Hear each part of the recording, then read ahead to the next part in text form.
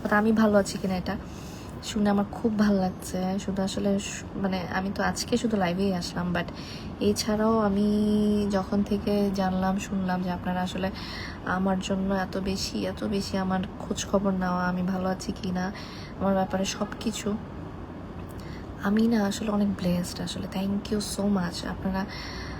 আপনারা যে আসলে আমার জন্য এত বড় একটা ব্লেসড। আমি মানে থাকে না যে অনেক সময় কেউ হয়তো মানুষ কোনো একটা ঘটনার পরে হয়তো বুঝতে পারে আসলে লাইফে কে আছে কে নাই, কে কেমন বা কি।